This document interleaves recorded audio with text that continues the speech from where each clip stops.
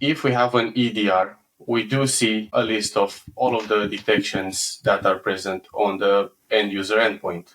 So we see an infected file, a blocked DNS request, blocked process, but we can be looking at them individually and see, hey, this process was blocked. I don't know what it is, so just let it be blocked. The threat hunting part is when we correlate all of these detections and see how they are related and how maybe a bigger attack, a bigger operation is going on my computer. And we need someone capable of doing that, making the correlations between every detections from the EDR. In my case, especially in my job in the MXDR department, doing threat hunting using the EDR is, first of all, seeing an alert pop up for a detection on a client's account. When I enter the client's account, I see a list of all of the detections on that account.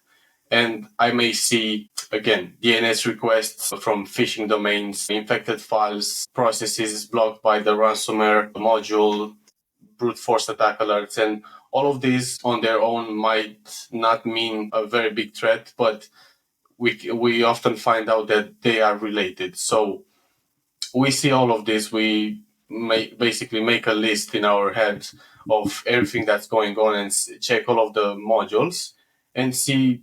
It basically makes a story. So we see the first thing that happened is the client opened a domain that is a phishing domain, and it looks like a social platform, and it asks for your credentials, and it also gets your IP address. Then I see that after that you got some brute force detections. So someone was trying to log into your endpoint using some credentials.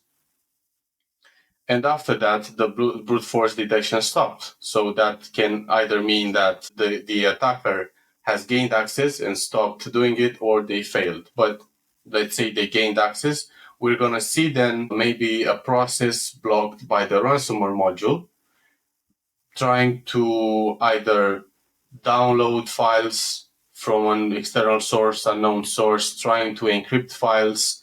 And so if we didn't do threat hunting and we just looked at that process that was encrypting files, we wouldn't know where it came from, why this is happening, and who is taking this action. So we would block that process, but the attacker would still have access to the endpoint to do it again. With threat hunting, we can see the whole story and see the root cause of the issue and block everything so this cannot happen again. The hardest part of being a threat hunter is having all of the knowledge to make the connections between all of the detections, because a regular person that is not doing this might see an infected file with a random name. But I know that, that name doesn't mean much, but I can search for the file's path, I can search for its MD5, and I can search for lots of things and also look back into my memory because I may have seen cases like this. So the most important thing is knowledge and experience in this field. The tool helps a lot, but it cannot do the job by itself, in my opinion, because you do need someone to know what they're looking at to make sure that the detections are seen as critical as they should be seen.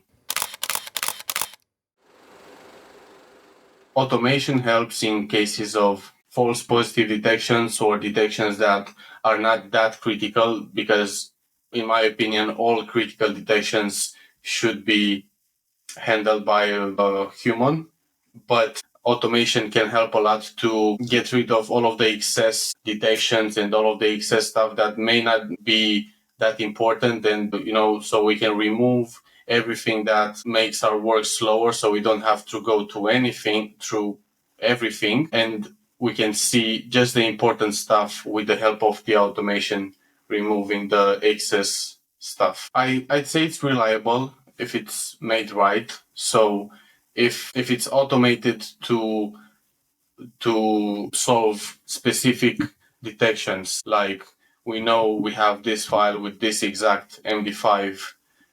We can automate that because we know this exact file is safe, but we cannot automate it to take guesses. That is not reliable.